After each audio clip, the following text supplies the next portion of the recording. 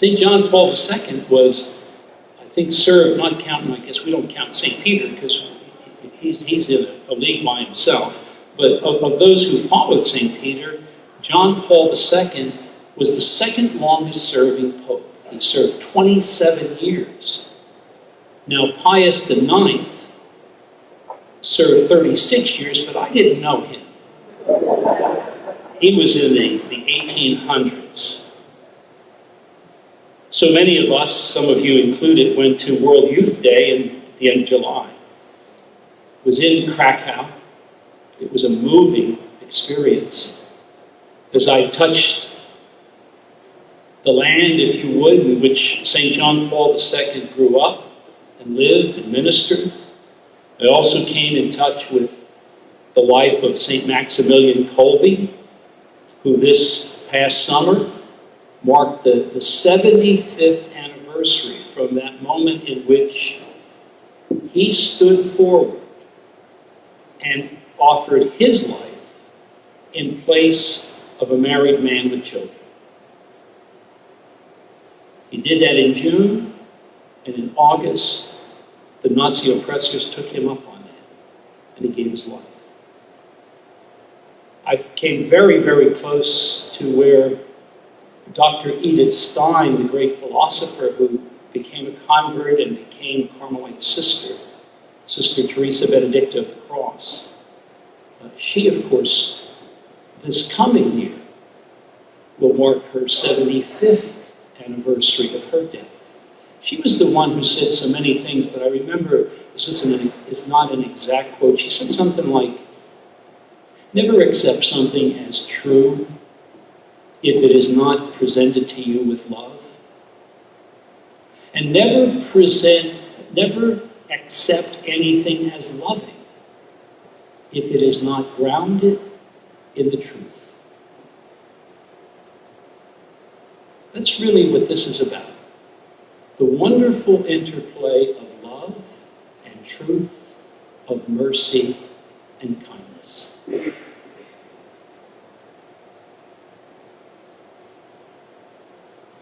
If you go to St. Peter's Basilica, go to the right and you see the beautiful Pietà by Michelangelo. How many of you have seen that? Yeah, a number of you have seen that. More than have heard that joke. Right next to it now is actually where the permanent tomb is of St. John Paul II, right on the altar dedicated to St. Sebastian, who, gosh, when I give confirmation, everybody wants to be called St. Sebastian because he's known as being the athlete for Christ. Well, right there at his altar is now the permanent burial place of St. John Paul II. How moving that is. First time I saw St. John Paul II was in 1981. By the way, this talk's supposed to be like 45 minutes, so you may want to settle in a little bit. That's why I'm kind of leaning into it a little bit. 1981, I went with my brother Georgie and a good friend of mine, Bishop Bavard. I thought, well, I'm a priest, I'll probably get myself a pretty good seat. Wrong. But thank God my brother had Down syndrome. And he got a great seat. And he got 2 tickets. So I have a picture from 1981 of St. John Paul II shaking my brother Georgie's hand, and I was there with him. There were only 2 tickets. I wanted to give it to my classmate. He refused, but then he did take a picture. He said, the papal audience, Joe's view, and it was, you could see whether the Pope had shaved that morning. And then he said, my view, and it was like, there were like 100,000 people between him and the Pope. So he often reminds me of that. Pope Francis, of course, continues that because he says,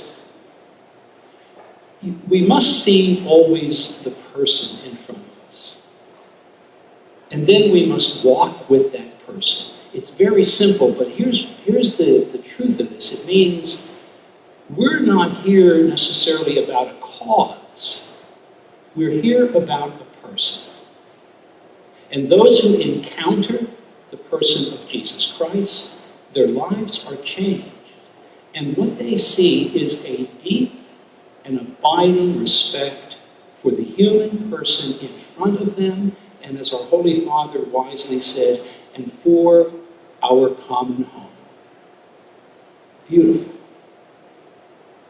And so here's the quote that I'll use now. If I give this talk correctly, I'm using it at the beginning of the talk.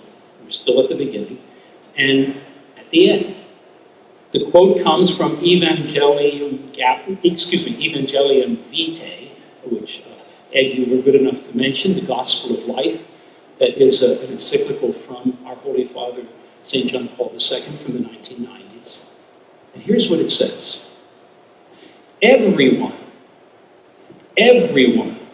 has the obligation to be at the service of life.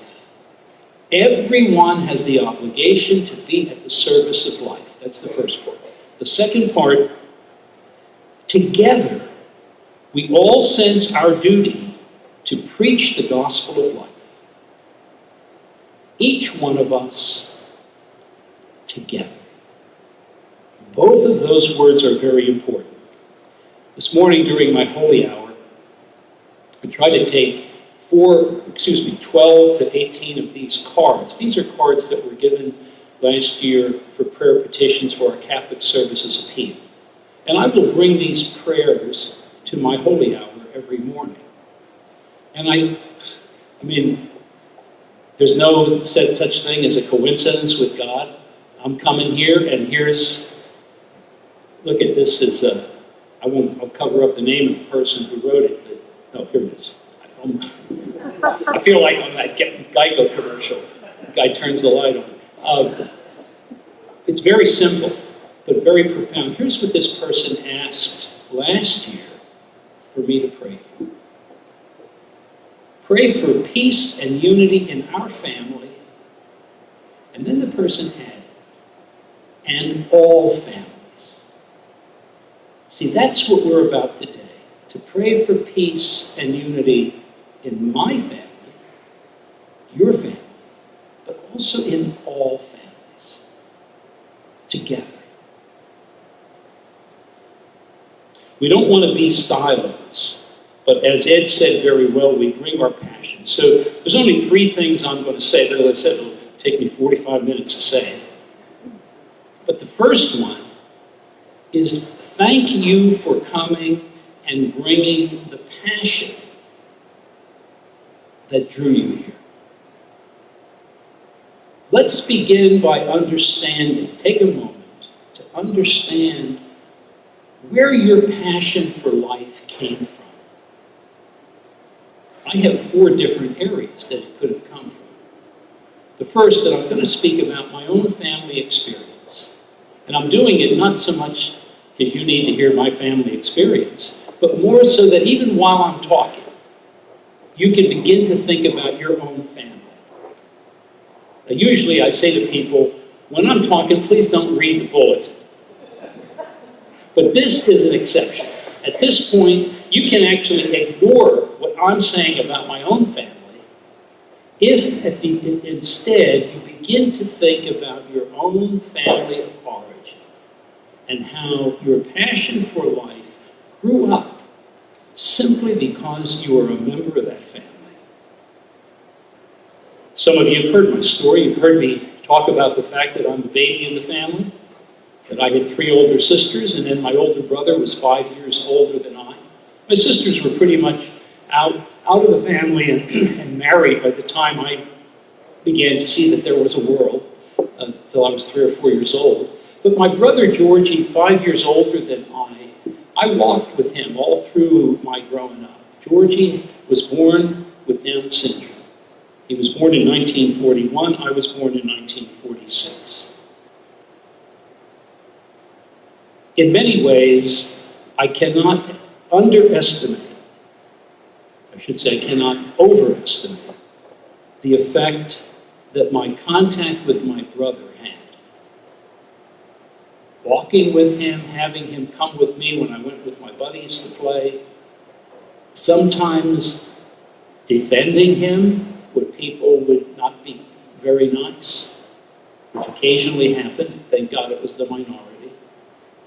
But also rejoicing with him, because he always had the ability to slow us down and enjoy life. When I talk to my classmates who now are age 70, the same I am, they often will recall our growing up, and instinctively they'll talk about the presence of my brother George.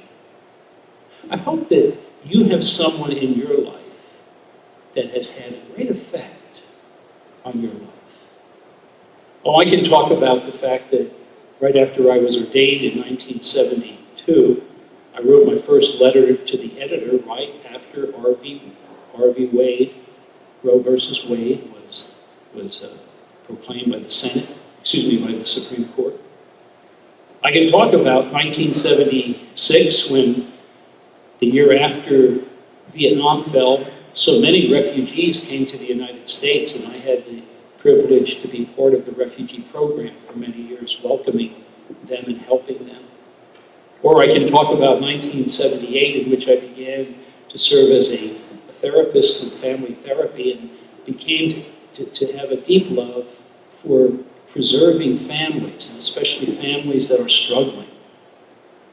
Or I can talk about the work of the Social Action Bureau and our need to promote peace and economic justice through the 1980s. Now, I'm saying those things in the hope that you will also be thinking about how your passion grew out of your family. That's the first one. There's a second way that passion can grow. Maybe you have a favorite teacher. Bishop Medley of Owensboro often talks to me about how Father Gene Zoller, when he was teaching at Bellarmine University, had such a deep effect on him. It was just one or two classes in college, but it changed his way of thinking. So maybe you have a teacher who is your mentor and who kind of opened your eyes to life beyond yourself. Or maybe you're like St. Augustine or St. Francis of Assisi. I wish I were.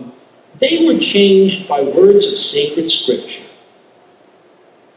You know, it's St. Augustine who read one day Romans 13:14. I won't ask you if you know what that is, or I certainly won't give you money if you know what it is. St. Augustine read Romans chapter 13, verse 14. And it said to him, "Make no provision for the flesh and its desires." Make no provision for the flesh and its desires. In other words, no longer think about yourself, but think of others. That one verse changed his life. Or St. Francis of Assisi 800 years ago, who read that verse, Luke 18:22. Luke 18:22. And he said it was as if Jesus was speaking right to his heart. Go and sell all that you have and give it to the poor and come and follow me. Just one verse of scripture changed their lives. Or maybe, and this, did I tell you that there were 4 possible things? This is the 4th. Maybe it's your profession. Maybe you're like Dr. Jerome Lejeune, who in 1959, as a geneticist, he was a family doctor, he was a husband, he was a father, I think a father of 8. He lived in France. He was a geneticist.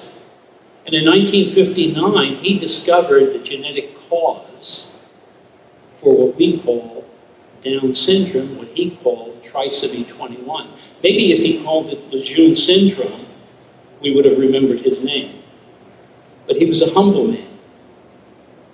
And it was not until 1969 in San Francisco, when he was being honored, that he took the occasion to shock everyone there in saying, you know, I don't know if I did a good deed in uncovering the genetic composition of Down syndrome, because maybe this is going to tempt people not to allow a child with Down syndrome to come to birth.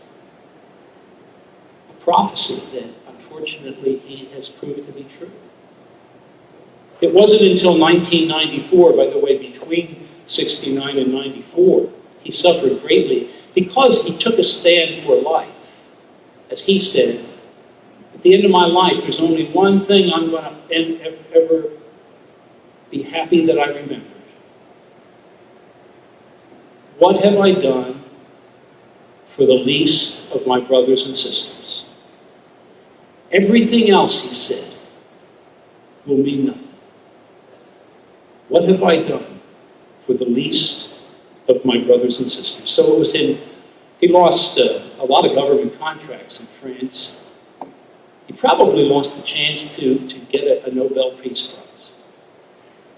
Because it was awkward. People didn't know what to do with people with disabilities. They wondered if they should have a chance to live.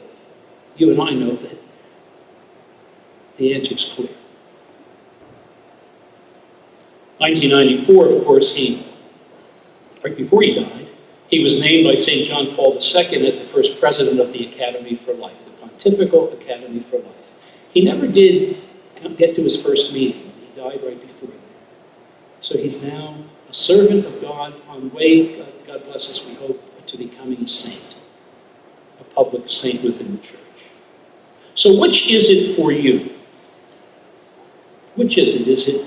Was it your family? Was it a teacher in your life? Was it maybe some moment of prayer in which you reflected and were hit between the eyes by a verse of sacred scripture? Is it the very profession that you've chosen that has formed you? Whatever it is, please don't give up that passion for life that brought you here. The church, the society needs you.